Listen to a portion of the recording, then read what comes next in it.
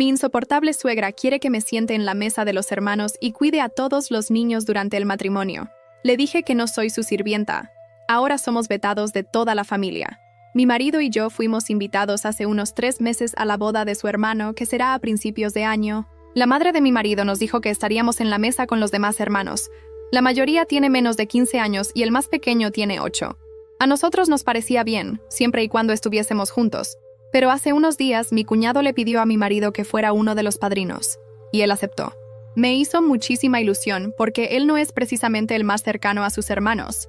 Entonces le pregunté dónde iba a sentarme yo ahora que él estaría en la mesa nupcial. Él se encogió de hombros y dijo que seguramente no iban a mover muchas mesas. Así que le pregunté a la novia, que me dijo que seguiría sentada con los hermanos. Le pedí, de forma muy educada, si podía sentarme en la mesa con los abuelos, pero me dijo que no. Le solté que no pensaba gastarme miles de euros solo para acabar de niñera. Ella dijo que lo entendía, pero que el reparto de mesas ya era definitivo. Discutimos un poco más, pero cortó el tema soltando algo que me dejó a cuadros, que debería estar contenta de sentarme con los niños, porque trabajo con ellos, y que me lo tomara como un halago. Dijo que la familia confiaba en mí lo suficiente como para darme esa responsabilidad. Le respondí por Snap, y me soltó que si tanto odio sentarme con niños, entonces no debería haberme hecho profesora. Pero que no se me malinterprete. Quiero mucho a los hermanos de mi marido, pero todos son por lo menos 15 años más jóvenes que yo. Y sí, me encantan los niños. Soy maestra, pero quería relajarme y pasármelo bien en esa boda, no estar trabajando gratis. Ah, y se me olvidó mencionar que también van a meter a los primos y a los niños de la familia de la novia en esa mesa. Se lo conté todo a mi marido y por suerte fue comprensivo. Así que ayer hicimos una videollamada con los novios para hablar del tema. La novia dijo que ya lo había consultado con la familia y que todos los hermanos estarían bajo mi responsabilidad durante la recepción. Le pregunté si serían solo los hermanos de mi marido, y mi cuñado soltó. No lo sabemos aún. Puede que vengan otros primos que también quieran sentarse con sus primos. Y entonces dije, o sea, que esta es la mesa infantil. A lo que mi cuñado contestó con cara de palo, eso ahora da igual. No me esperaba encontrarme con flores. No después de todo lo que pasó. Al volver de mi escapada a Santander, después de 5 días de silencio total con la familia de mi marido, lo último que imaginaba era encontrar un ramo de lirios blancos en la puerta, sin tarjeta, sin remitente. Solo un detalle frío, sin rostro, que me dejó más confundida que aliviada. Entré al piso en silencio, con la maleta arrastrándose detrás de mí. Mi marido estaba en el salón, con el ordenador sobre las piernas y los ojos fijos en la pantalla como si estuviera esperando que todo se resolviera solo. Lo miré durante unos segundos. Ni siquiera se había percatado de las flores. O fingía no hacerlo. ¿Tú has dejado eso ahí fuera?, pregunté, cruzando los brazos. ¿El qué?, respondió sin apartar la mirada. Las flores. En la puerta.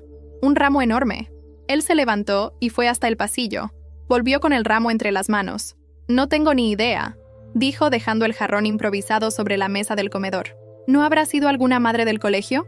¿A la vuelta de un fin de semana sin aviso? ¿Justo ahora?, le solté con sarcasmo. Él no dijo nada, solo se encogió de hombros. Como siempre. Los días siguientes fueron una mezcla de calma tensa y evitación mutua. Yo pasaba más tiempo en la escuela. Me ofrecía para cubrir horas de otros compañeros. Corregía hasta tarde, solo para no estar en casa. No sabía si él estaba de mi lado, o solo esperando que todo pasara para no quedar mal con nadie. El lunes siguiente, justo antes de que sonara el timbre de entrada, recibí un mensaje en el móvil. Era de Lucía, una de las primas de la familia de mi marido, una chica con la que apenas había hablado en 2 ocasiones. El mensaje decía, sé lo que pasó en la boda. No fue justo. Solo quería que lo supieras. No contesté, pero el corazón me latía con fuerza. ¿Sabía qué exactamente? ¿Quién le había contado qué versión? Esa misma tarde, volví a casa y encontré a mi marido hablando por videollamada. Cuando entré, bajó la voz, pero pude distinguir la voz de su madre. No me vio. Me quedé unos segundos escuchando detrás de la puerta del dormitorio. Ella está exagerando todo, mamá. Ya sabes cómo es. No podemos hacer que todo gire en torno a sus sentimientos. Además, nadie la echó. Fue su decisión. Fue su... No entré. No dije nada. Me fui directamente a la cocina y me serví un vaso de agua, con las manos temblando. A las pocas horas, mientras cenábamos en silencio, solté. He escuchado tu llamada. Él levantó la vista, sorprendido, y luego volvió a mirar su plato. ¿Qué parte? La parte en la que decías que exagero. No dije que exageras. Dije que lo estás llevando muy a lo personal. ¿Y cómo se supone que debo llevarlo? como si fuera una broma, como si no me trataran como una niñera contratada y luego me borraran del mapa. Él no supo qué decir. Esa noche dormimos en camas separadas. Y por primera vez en los 5 años que llevábamos casados, no me sentí mal por ello. Me sentí libre. Al día siguiente, recibí una nota escrita a mano en el buzón de la escuela. No estaba firmada, pero reconocí la letra. Era la de mi suegra. Decía: si aún te interesa reconstruir esta familia, hay una cena este sábado en casa. Todos estarán allí. Sería bueno que dieras la cara. Diera la cara. Como si yo fuera la culpable. Como si hubieran estado esperándome. Con los brazos cruzados y la lista de errores en la mano, guardé la nota en mi bolso sin decir nada. Esa misma tarde, mientras salía del colegio, otra madre se me acercó en el aparcamiento. ¿Es cierto que estás vetada de tu propia familia política?, preguntó casi divertida. Me quedé helada. ¿Quién te dijo eso? Lo comentó la madre de Alba, la del segundo B, que tú montaste un numerito en la boda y que nadie te quiere ver ni en pintura. Tragué saliva. Sentí una mezcla de rabia y vergüenza que me ardía en la garganta. No solo estaban hablando. Estaban construyendo una versión de mí, una que no reconocía, una que no iba a permitir que siguiera creciendo. Esa noche me senté frente al espejo y me dije en voz alta: vas a esa cena, pero no para pedir perdón, vas para que te miren a los ojos. Y entonces, cuando ya me estaba convenciendo de que debía ir, sonó el móvil. Era Lucía. Solo dijo una frase: no vayas sola. Lucía no me explicó más. Solo dijo eso: no vayas sola. Y colgó. No respondí. No entendía si era una advertencia, una amenaza o un gesto de preocupación sincera. Con esa familia nunca estaba claro. Pasé el resto del día pensando si debía ir acompañada por mi marido o si él sola se refería a otra cosa. ¿Quería que llevara a alguien más como testigo? ¿O era una manera de decir que no debía enfrentar esa emboscada emocional sin estar preparada? El sábado llegó rápido. Demasiado rápido. Me vestí con una blusa sencilla, sin intención de impresionar. No iba para agradar. Iba para observar. Para entender, al fin, en qué momento me había convertido en enemiga de una familia que decía quererme. Mi marido no hizo muchas preguntas. Solo dijo: ¿quieres que vayamos juntos? Le respondí sin mirarlo. Quiero que vayas porque quieres estar conmigo, no para hacer acto de presencia. Él no contestó, pero me siguió hasta el coche. Cuando llegamos a la casa de sus padres en las afueras de Valladolid, el ambiente ya estaba cargado antes de entrar. Las luces estaban encendidas, se oían risas falsas, y la puerta estaba entreabierta como una escena cuidadosamente montada. Sabían que íbamos. Me esperaban. Nada más entrar, el silencio fue casi instantáneo. Solo tardó un segundo, pero fue suficiente para que sintiera el peso de todos los ojos sobre mí. La suegra se acercó, con esa sonrisa que no tocaba los ojos. Me alegra que hayas venido. Su voz era empapada de formalidad, como si estuviera saludando a una vecina que apenas soporta. Le di 2 besos, por cortesía, y avancé. En el salón estaban los hermanos, cuñadas, tíos y sí, la novia, sentada como si fuera ya la matriarca de la familia. Cruzó las piernas cuando me vio y apretó la mandíbula. No me saludó. Mi marido fue directo hacia su padre. Yo me quedé parada en medio del salón, sintiéndome como una extraña en un lugar donde alguna vez me hicieron sentir bienvenida. Fue Lucía quien rompió el hielo. Se acercó, me dio un abrazo rápido y me susurró al oído: no confíes en nadie esta noche. Están esperando que explotes. Sentí un nudo en el estómago. El aire se volvió espeso. Me senté en el extremo de la mesa, lejos de la mayoría. Durante la cena, las conversaciones se mantuvieron en tono superficial, como si nadie quisiera hablar del elefante en la habitación. Pero era imposible ignorar las miradas, las indirectas. Bueno, al menos esta noche no hay niños para cuidar, ¿no?, dijo una de las cuñadas, riéndose con sorna. Algunas risas se sumaron. Fingí que no lo escuché, pero mis manos temblaban debajo de la mesa. El plato principal fue servido, y con él vino el verdadero ataque. La suegra levantó su copa. Quiero proponer un brindis a la familia, por mantenerse unida incluso en los momentos difíciles, y por saber perdonar a quienes se alejan por orgullo. Silencio. Un segundo después, todos levantaron sus copas. Todos menos yo. ¿No brindas?, preguntó la novia con una ceja levantada. No brindo por hipocresías, respondí, mirando directamente a mi suegra. Un murmullo recorrió la mesa. La tensión se podía cortar con un cuchillo. Mi marido tragó saliva, pero no dijo nada. Me di cuenta de que esa era mi lucha, no la suya. Me levanté despacio. No vine a pedir disculpas. Vine a decir, a la cara, que no acepto ser tratada como la niñera de la familia, que no me arrastraré por cariño. El respeto no se mendiga, y lo que ustedes me demostraron fue desprecio, no confianza. Yo no soy parte de esto. No más. La suegra intentó hablar, pero la interrumpí. ¿Sabes qué es lo peor? Que aún con todo esto me preocupaba herirlos. Pero ahora entiendo que el único error que cometí fue pensar que esta familia me quería de verdad.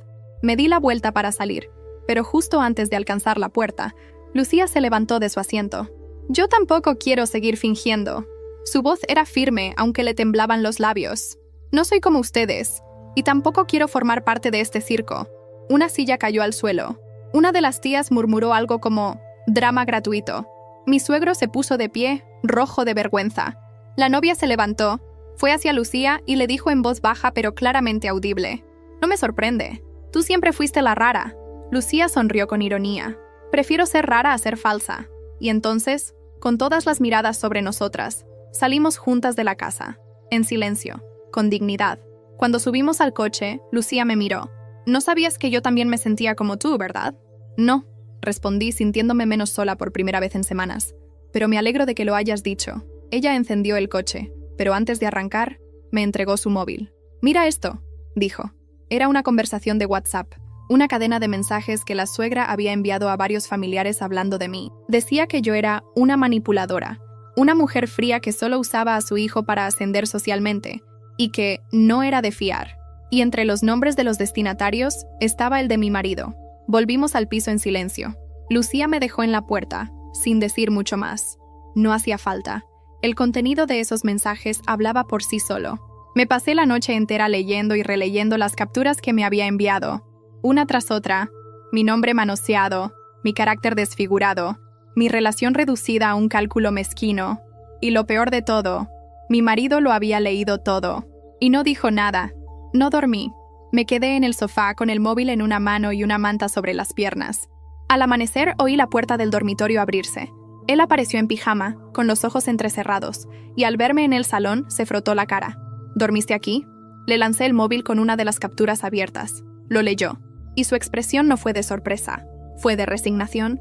«¿Desde cuándo sabes esto?», pregunté con la voz quebrada. «Unas semanas. No quise decirte porque pensé que era mejor no darle importancia». «¿No darle importancia?», interrumpí poniéndome de pie. «¿Tú crees que esto es algo que se ignora? ¿Que se mete debajo de la alfombra como todo lo demás en tu familia?» Él respiró hondo, como si estuviera buscando las palabras exactas para no incendiarlo todo. «No quería que te doliera más de lo que ya te estaba doliendo.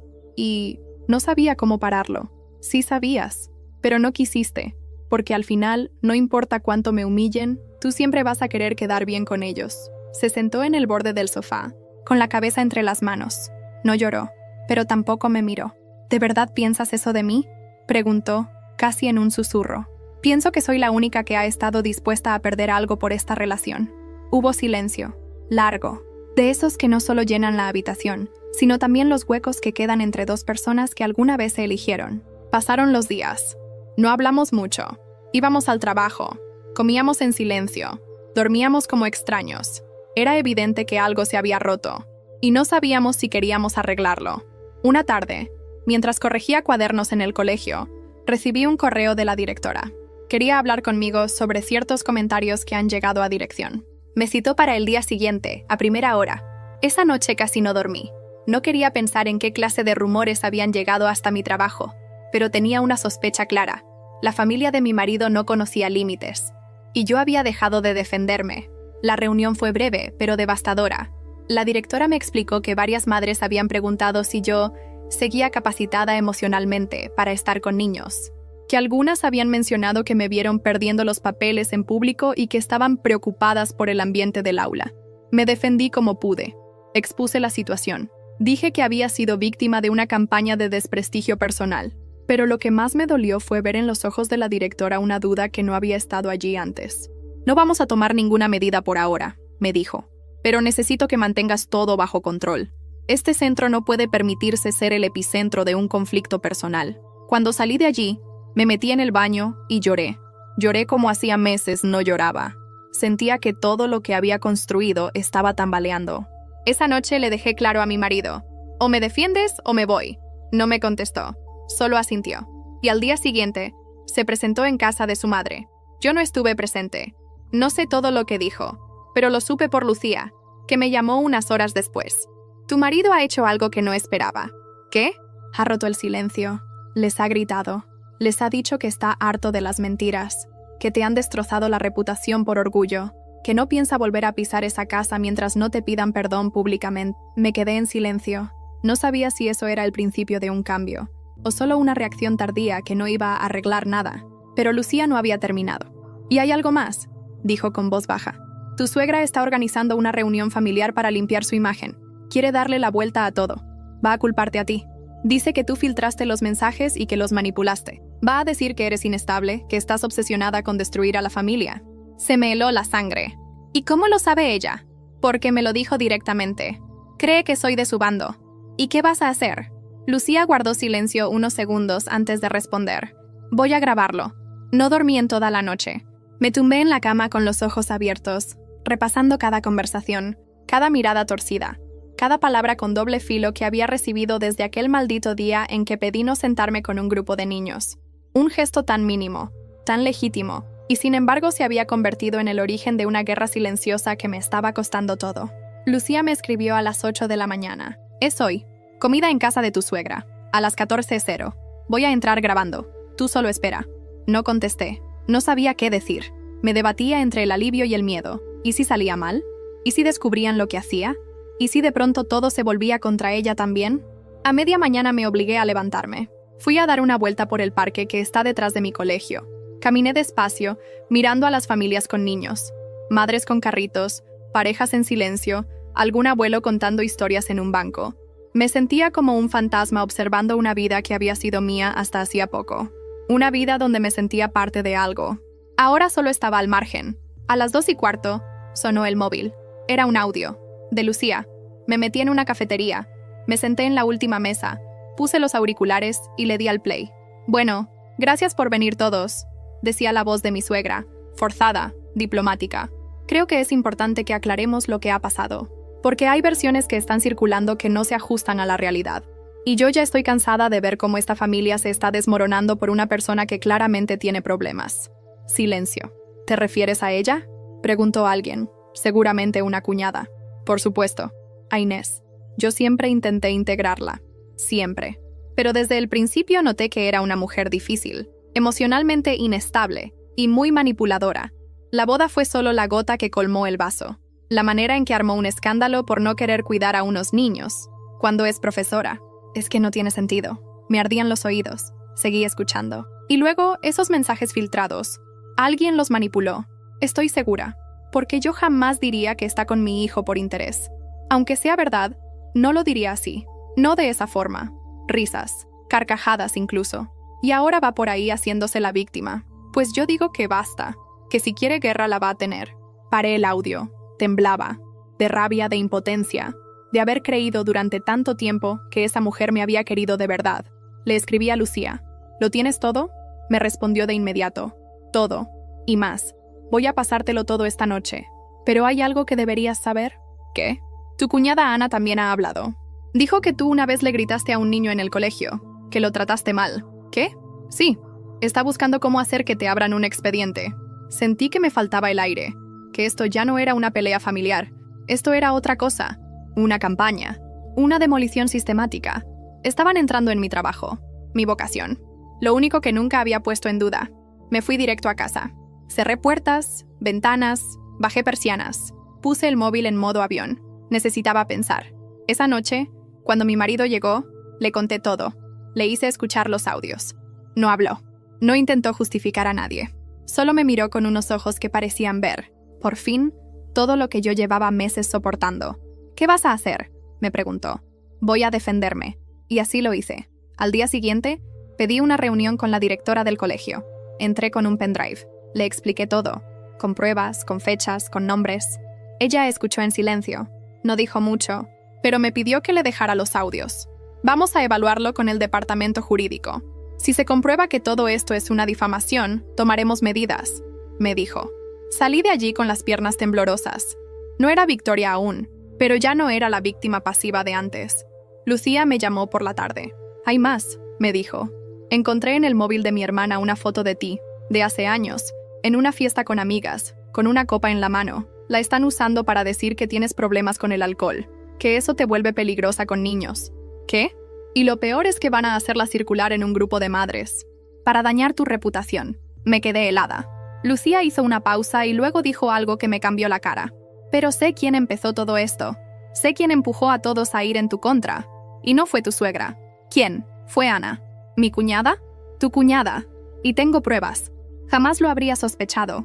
Ana siempre había sido neutra, callada, educada, metida en su mundo de marketing y frases positivas, de las que escriben "lo importante es la familia", debajo de una foto de Navidad, y se dedican a sonreír a todos sin mostrar los dientes. Nunca me gustó, pero nunca pensé que sería ella quien movería los hilos por detrás. Lucía me lo confirmó esa misma noche. Me envió una serie de pantallazos de conversaciones del grupo privado de primas, un grupo que yo no sabía que existía, donde Ana encabezaba una especie de campaña para proteger la imagen de la familia de mi supuesta inestabilidad emocional.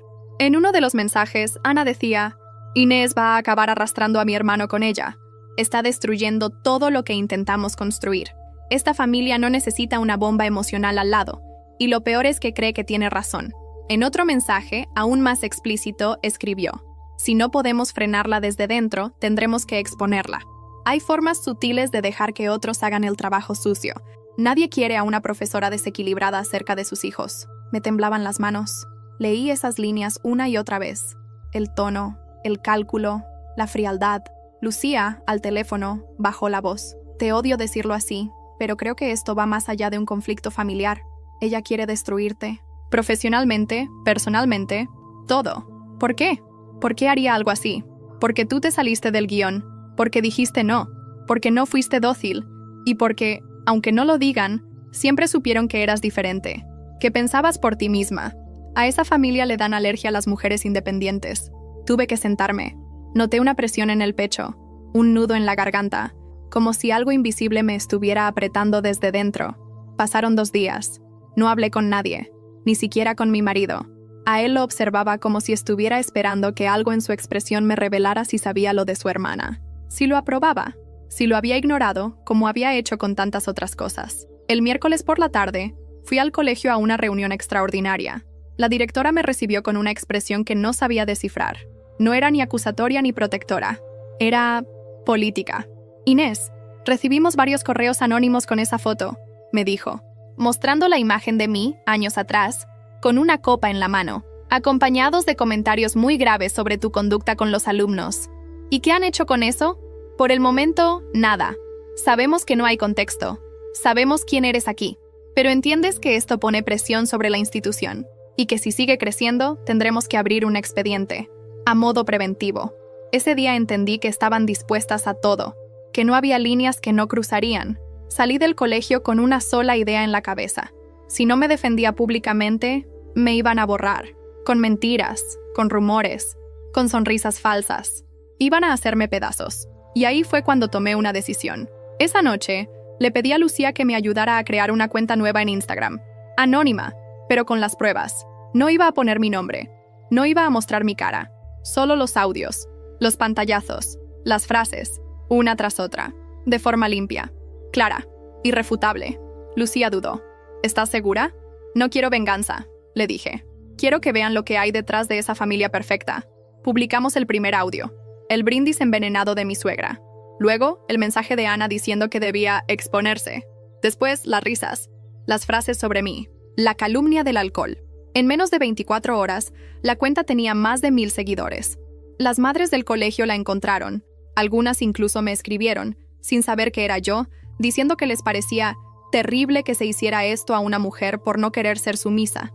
Una de las primas, indignada, compartió la cuenta en sus historias acusando que era una difamación. Pero la reacción no fue la que esperaba, porque otras personas empezaron a comentar que también habían vivido cosas similares, que también habían sido atacadas, aisladas, cuestionadas en esa familia por no seguir el molde. El fuego se les fue de las manos. Al tercer día, recibí un mensaje inesperado. Era de Ana. Corto. Helado. Sabes jugar sucio. No esperaba menos de ti. Pero esto no ha terminado. Y junto con ese mensaje, venía una foto. Una imagen mía entrando al colegio, tomada claramente a escondidas desde un coche. Una advertencia. Un aviso. La guerra ya no era silenciosa. No era solo una foto. Era un disparo. La imagen, tomada con un móvil desde dentro de un coche, Me mostraba bajando del mío, a las 8 de la mañana, cargando mi bolso y una carpeta con actividades para los niños, nada más, nada que pudiera comprometerme. Y sin embargo, la intención detrás de esa foto era inequívoca. Te estamos vigilando. La ciudad no es tan grande como para hacerte invisible. Valladolid puede parecer impersonal a veces, pero cuando alguien quiere encontrarte, te encuentra.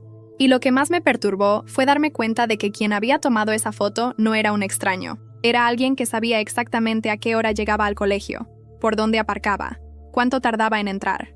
No era casualidad. Bloqueé el número.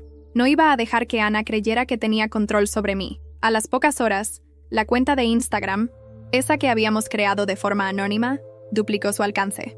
No sabíamos cómo, pero una influencer local, madre en uno de los colegios del centro, la había compartido en sus historias con una frase que me dejó helada. Cuando la familia se convierte en enemigo, esto pasa más de lo que se cree. Fuerza a quien esté detrás de esto. Las visualizaciones explotaron. Más gente empezó a escribir por mensaje privado, algunas para compartir apoyo, otras para contar sus historias, y algunas, las más difíciles de leer, para decir que creían saber de qué familia se trataba, porque esa gente siempre fue así.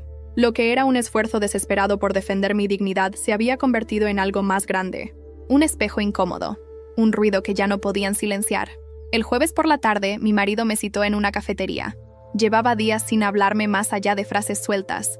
Desde que le enseñé los mensajes de Ana, algo en él se quebró. Yo lo notaba. Ya no intentaba justificarla, tampoco a su madre.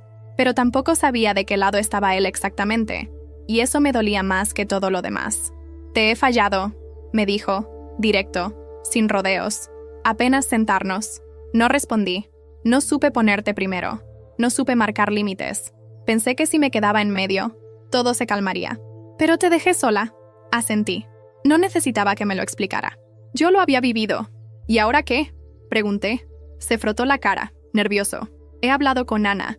Le dije que lo sabía todo, que no volvería a pisar una comida familiar mientras ella no reconociera lo que ha hecho. Pero se burló. Me dijo que estabas loca, que estabas destruyendo todo por un capricho, y que ella solo estaba defendiendo lo suyo. ¿Lo suyo? ¿Qué es lo suyo exactamente? ¿Una familia de apariencias? No lo sé, dijo. Pero no me siento parte de eso, no más. Se quedó en silencio unos segundos. Luego levantó la vista y me miró con unos ojos que no había visto en mucho tiempo. Me voy contigo. Si decides irte, me voy. Me tragué el nudo en la garganta. No supe qué responder. Esa noche, cuando volvimos al piso, me senté frente al ordenador y comencé a escribir.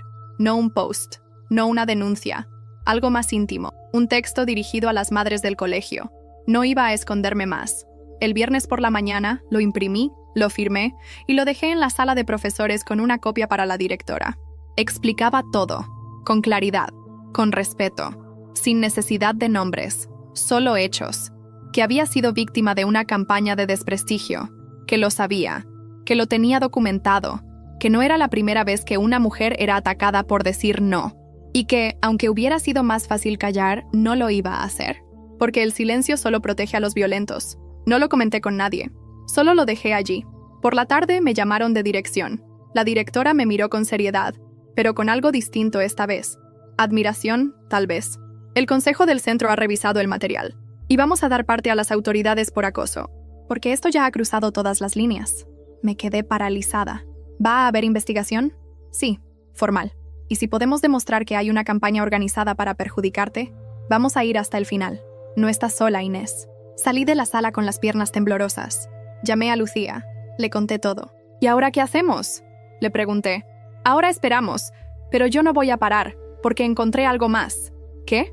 Ana usó una cuenta falsa para enviar correos a varias madres con comentarios falsos sobre ti. La encontré ligada a su dirección IP. Tengo las pruebas. Me quedé en silencio, helada. Lucía respiró hondo al otro lado del teléfono. Y eso no es lo peor. Lo peor es que no actuaba sola. ¿Quién más? Lucía dudó. Luego lo dijo. Tu suegro. No sabía qué era peor, la traición de alguien que fingía amarte, o la complicidad silenciosa de quienes sabían y no hacían nada. Mi suegro, el hombre que durante años me llamaba hija, que me traía vino de la Ribera del Duero cada Navidad, que me hablaba de política con tono paternal, como si me estuviera incluyendo en algo más grande. El mismo que, al parecer, estaba detrás de una cuenta anónima que se dedicó a enviar correos a madres del colegio con insinuaciones sobre mi vida privada. Lucía lo descubrió a través de una amiga suya que trabaja en sistemas. Revisaron los encabezados de algunos correos reenviados, rastrearon metadatos y ahí estaba. La dirección IP venía de su despacho personal en casa, la misma red desde la que él mandaba sus correos laborales. No había margen de error. ¿Y por qué haría algo así?, pregunté con la voz apenas audible. Lucía tardó en responder. Porque no creen que estés a la altura. Porque nunca pensaron que fueras suficiente. Y cuando alguien no se doblega en esa familia, se convierte en amenaza. Me levanté del sofá, empecé a caminar de un lado a otro. Estaba mareada, asqueada. No solo me habían querido silenciar, querían destruirme por completo. De forma meticulosa, estratégica, como si yo fuera una enemiga y no una parte de su vida. Ese mismo día, mi marido volvió tarde. Venía con el rostro sombrío. Había estado en casa de sus padres. No porque quisiera reconciliar nada, sino porque necesitaba escuchar con sus propios oídos la verdad. Lo admitieron, me dijo apenas entrar. No de forma directa, claro, pero mi padre se puso nervioso cuando le pregunté sobre los correos. Dijo algo como, a veces hay que proteger lo que es nuestro. Mi madre no dijo nada, ni lo negó. ¿Y Ana? Se burló. Me dijo que habías manipulado todo, que eres buena en eso, que estás enferma. ¿Y tú? Les dije que no quiero volver a verlos. Ni uno más. Que se acabó. Que yo no voy a formar parte de eso. Y que, si siguen, vamos a denunciarlos. Me senté en la cocina. No lloré. No grité. No dije nada. Estaba agotada. El tipo de agotamiento que no se cura con sueño, que te vacía de adentro hacia afuera. Esa noche, decidí hacer algo que me venía rondando la cabeza desde hacía semanas. Publicar desde mi cuenta personal. Sin anonimato. Sin máscaras. Escribí un texto. Claro. Doloroso. Honesto. Hablé del acoso, de las manipulaciones, de cómo, por decir que no quería cuidar a unos niños durante una boda, había terminado siendo el blanco de una familia que no tolera límites, de cómo me intentaron aislar, desprestigiar y destruir. Y lo acompañé con una frase: la dignidad no se negocia, y yo no nací para agachar la cabeza. Lo publiqué un sábado a las 10 de la mañana. En una hora ya tenía más de 600 comentarios. En su mayoría, apoyo. Mujeres contando historias similares, profesionales diciendo que se sentían identificadas, madres del colegio escribiéndome en privado para pedir disculpas por haber creído lo que les habían dicho, pero también aparecieron los otros, los que defendían a la familia, los que decían que no era lugar para lavar trapos sucios, los que acusaban de hacer drama. Incluso recibí un mensaje que me heló la sangre. Cuida tu reputación, no todo el mundo tiene tu empatía. Sin remitente, cuenta sin foto. Amenaza encubierta. Fui a la policía. Denuncié el acoso. Presenté todas las pruebas. Me dijeron que la investigación podía tardar, pero que lo iban a tomar en serio. Y entonces, cuando creía que todo no podía escalar más, sucedió lo impensable. El lunes por la tarde, mientras los niños estaban en el patio, recibí una llamada de la directora. Urgente. Corrí a su despacho. Tenía la cara pálida. Me mostró el ordenador. Habían creado un blog anónimo, un blog entero, dedicado a denunciar mi supuesto historial de conflictos.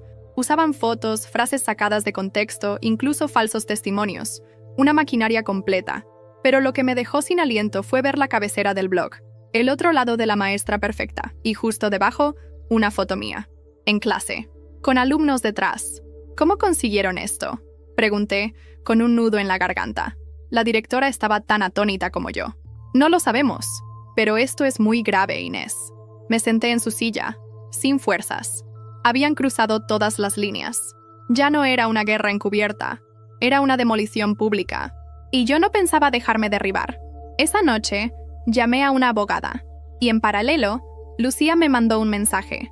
Inés, he hablado con alguien más de la familia. Alguien que quiere hablar contigo. Que sabe cosas que podrían cambiarlo todo. ¿Quién? El padre de la novia. Cuando leí el padre de la novia, sentí que algo en el estómago se me encogía. Nunca habíamos tenido una relación cercana. Apenas habíamos cruzado algunas frases en comidas familiares. Siempre me pareció correcto, discreto, de esos hombres que observan más de lo que hablan. Pero ahora, ¿qué querría decirme? ¿Por qué justo él? Lucía organizó el encuentro en un café cerca de la estación de tren. Me recomendó no ir sola, pero no quise llevar a nadie. No por valentía, sino porque sentía que era algo que necesitaba enfrentar a solas. Al menos esta vez. Él ya estaba allí cuando llegué, solo, con un café delante. Me levantó la mirada y me saludó con un gesto leve de cabeza. Su rostro, aunque sereno, tenía una tensión contenida, Algo en su postura, en sus manos entrelazadas, en la forma en que evitaba mirarme directamente. Me senté. «Gracias por venir», dijo, bajando la voz. «No sabía que tenía opción», le respondí. No con ironía, sino con honestidad. Él asintió. No se ofendió. Lo aceptó como lo que era. «No estoy aquí para defender a nadie», empezó. «Solo quiero que sepas algo. Algo que probablemente no esperabas». Lo miré, sin pestañear. Yo escuché todo lo que pasó en la boda. Las conversaciones, las indirectas, los planes, y nunca dije nada. «¿Por qué?», suspiró. «Porque pensé que no era asunto mío. Porque creí que era un problema de mujeres, como dicen. Me avergüenza admitirlo, pero es la verdad». Me quedé en silencio. Dejé que siguiera. «Mi hija, bueno, tu cuñada, Ana, lleva años sintiéndose desplazada. Cree que nadie la toma en serio, que todos la ven como la secundaria. Y cuando tú apareciste, mujer preparada, independiente, con opinión, ella lo vivió como una amenaza, como una competencia. Yo nunca competí con ella, lo sé. Pero eso no importa cuando alguien ya ha decidido que eres su enemiga». Volvió a juntar las manos. El blog, las fotos, los mensajes. Todo eso no fue solo idea de ella. Mi corazón se aceleró. «Entonces, ¿quién más?». Tardó en responder. Luego dijo: «Mi esposa, la madre de la novia». Lo dijo con vergüenza, como quien carga con una verdad demasiado pesada. Ella siempre quiso que su hija se casara con alguien que encajara perfectamente en la familia. Que todo fuera armónico, limpio, sin escándalos. Cuando supo que tú no estabas dispuesta a ceder, decidió que eras un obstáculo. ¿Y tú lo sabías? No al principio, pero luego empecé a notar cosas, frases, tonos, comentarios, y cuando vi lo del blog, supe que era ella y Ana, trabajando juntas. Sentí que el mundo se me movía debajo de los pies. Dos mujeres con poder en esa familia, aliadas, organizando una demolición sutil y estratégica, y el resto mirando hacia otro lado, o ayudando. ¿Por qué me cuentas esto ahora? Porque esto ha ido demasiado lejos, y porque tengo miedo. No por mí, por mi nieto. Lo miré, confundida. ¿Qué nieto? Mi hija está embarazada. Aún no lo ha hecho público, pero lo está. Y he visto la misma violencia sorda con la que trató a ti, empezando a volverse hacia su pareja. Y no quiero que mi nieto crezca en una familia construida sobre el odio. Me costó respirar. Las piezas empezaban a encajar de una forma aún más siniestra. ¿Sabes lo que pueden hacerle a ese niño si tú sigues en silencio? Él asintió. Y entonces sacó una carpeta de su maletín. Aquí tienes todo lo que necesitas para probar que lo del blog viene de sus IPs. Fechas, horarios. También pantallazos de conversaciones entre ellas. No tienen cuidado. Creen que nadie las va a descubrir. Lo tomé. Las manos me temblaban. ¿Y qué esperas de mí? Que lo uses. Que no permitas que esta historia se repita con otra mujer. Aunque sea mi hija, aunque sea mi esposa. Alguien tiene que ponerles un límite. Y tú ya empezaste. Salí del café sin saber si temblaba de rabia o de alivio. Esa noche, llevé todo el material a mi abogada. Ella no pudo creer lo que veía. Esto es más de lo que esperaba. Con esto, no solo podemos desmontar el blog, podemos iniciar un proceso legal serio, por acoso, difamación y hasta por poner en riesgo tu puesto de trabajo. Y lo hicimos. La denuncia se presentó al día siguiente. Se adjuntaron pruebas. Se pidió protección de identidad. Y se envió un comunicado al colegio solicitando que tomaran medidas inmediatas ante lo que ya no era un conflicto personal, sino un hostigamiento sistemático. La reacción fue inmediata. El blog desapareció. Las cuentas falsas fueron eliminadas. La dirección del colegio envió un comunicado a los padres defendiendo mi profesionalidad y anunciando una investigación interna. Y en paralelo, una noticia estalló en las redes. Alguien había filtrado, nadie sabe cómo, que una denuncia había sido presentada por una profesora contra miembros de una familia influyente de Valladolid por acoso y difamación. La ciudad empezó a hablar, y no podían callarla esta vez, y cuando todo parecía haberse calmado, recibí una carta, sin remitente, sin remitida, solo una hoja, con letra manuscrita. Esto no se ha acabado, Inés. Te crees fuerte porque sabes hablar, pero no sabes hasta dónde somos capaces de llegar. Cuida tus pasos, cuida a tu marido, y recuerda, las familias no olvidan. La carta no tenía firma, pero el rastro de quienes estaban detrás era tan evidente como repulsivo. Volví a leerla al menos 10 veces, buscando entre líneas, evaluando cada palabra, cada giro amenazante envuelto en ese «cuida a tu marido» que me dejó sin aire. Ya no era solo contra mí, ahora lo estaban arrastrando a él, y eso cambiaba todo. Me senté en el borde de la cama con el papel entre las manos. No lloré. Tampoco temblé. Era distinto. Una mezcla entre lucidez aguda y furia serena. La claridad que aparece cuando uno deja de tener miedo y empieza a actuar con estrategia. Lo primero que hice fue enseñársela a él. Se quedó de pie, leyendo en silencio. Luego, levantó la vista. ¿Esto es una amenaza? Sí, le dije. Y es para ti también. ¿Lo entiendes ahora? Él no respondió, pero me abrazó. Por primera vez en semanas me abrazó como quien protege, no como quien espera a que se le pase el vendaval. Fui a la policía. Otra vez. Esta vez con la carta en la mano. La agente que me atendió, al ver el cúmulo de denuncias y pruebas previas, fue clara. Esto ya no es acoso. Esto es persecución. Vamos a elevarlo a la unidad especializada. Les entregué todo. También los nuevos mensajes anónimos que habían llegado a la cuenta de Instagram. Y las pruebas digitales de que la carta había sido dejada en mi buzón sin haber pasado por el servicio postal. Me dieron medidas de protección. No oficiales, pero sí vigilancia discreta. No estaba sola. Por primera vez, lo sentí realmente. Mientras tanto, mi abogada preparaba la demanda formal. Iba a incluir nombres, apellidos. Y sí, también a Ana, a la suegra y a la madre de la novia. Todo documentado, todo legal. Una noche Lucía vino a casa. Se sentó en la cocina y me miró como si fuera a soltar una bomba. Tengo algo más. ¿Qué? ¿Te acuerdas de las reuniones familiares esas de antes, no? Las que hacían para mantener la unidad. Resulta que grabaron algunas, sin decirlo, como medida de precaución. ¿Grabaron qué? Una conversación tuya, en una de las cenas. Cuando dijiste que no estabas segura de querer hijos en ese entorno, lo sacaron de contexto.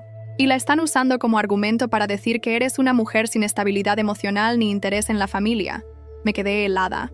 No recordaba esa frase exacta, pero sí conversaciones similares. Charlas entre copas, medio en broma, medio en serio, donde me sinceraba sobre mis miedos, sobre el futuro. ¿Y cómo lo están usando?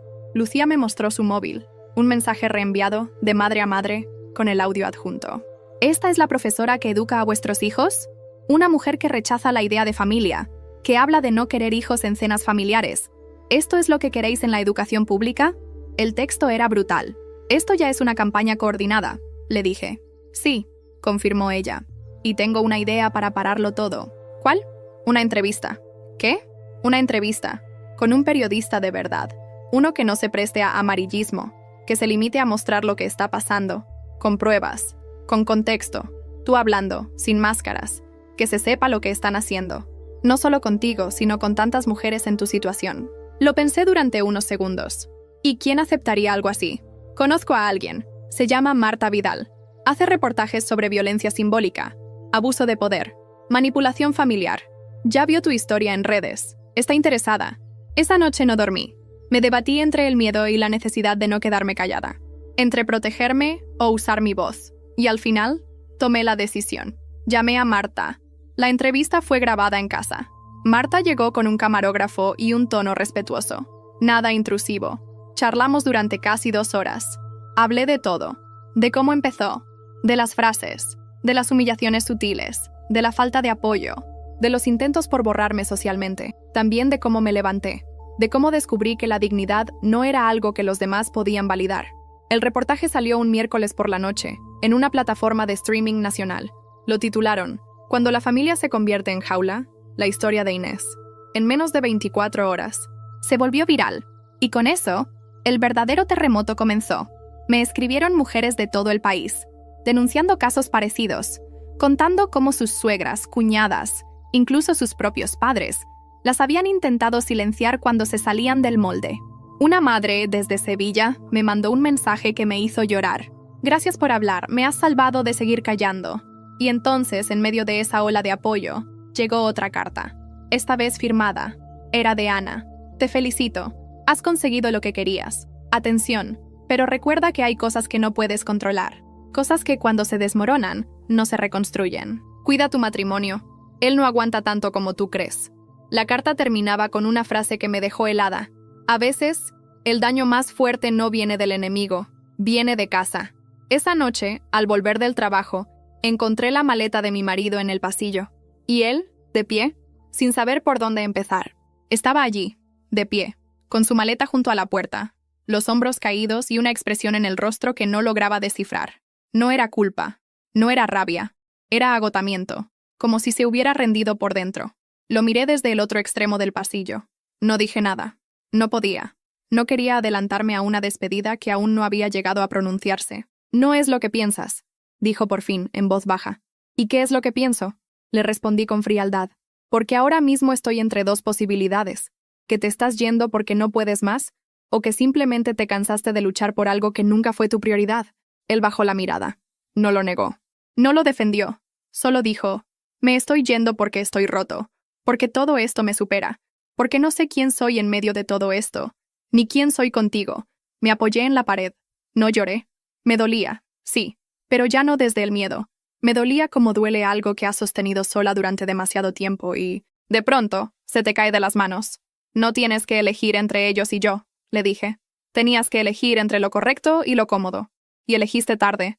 Él se acercó, despacio. Quería abrazarme, pero no se lo permití. No porque no lo amara, sino porque ese gesto ya no significaba lo que debía. ¿Y ahora qué vas a hacer?, me preguntó. ¿Seguir, con o sin ti? Se quedó unos segundos de pie. Luego se agachó, tomó la maleta y salió sin cerrar del todo la puerta, como si dejara una grieta abierta, como si esperara que yo lo detuviera. No lo hice. Pasaron semanas, meses. La denuncia prosperó. Ana y la madre de la novia fueron citadas a declarar. El blog fue vinculado directamente a sus dispositivos. La policía encontró pruebas claras de difamación, acoso y suplantación.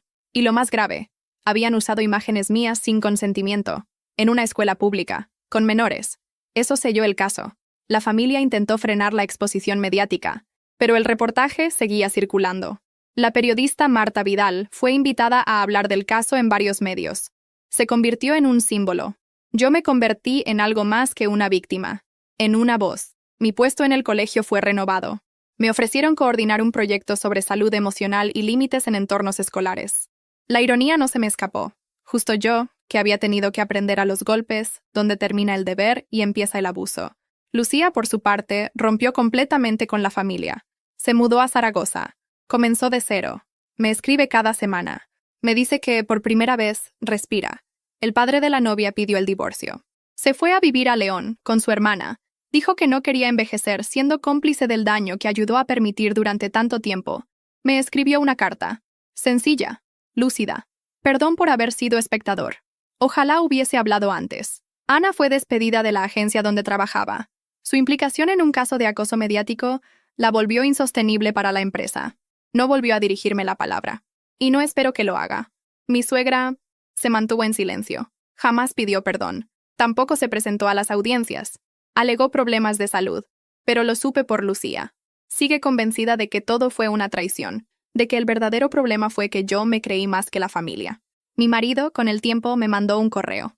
Largo, confuso, cargado de culpa. Decía que me admiraba, que había visto todo desde fuera, que no supo estar a la altura, que aún me amaba, y que entendía que eso ya no era suficiente. Le respondí solo con una frase. El amor que no lucha por ti, no te merece. Hoy han pasado 6 meses desde que todo explotó. Caminando por el patio del colegio, algunos niños me saludan desde lejos. Una madre me regaló una planta pequeña con una nota.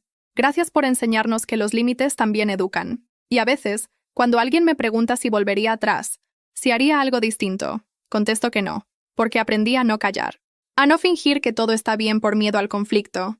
A reconocer que la paz que exige silencios no es paz, es sumisión. Y porque hay algo que nadie puede quitarme ya.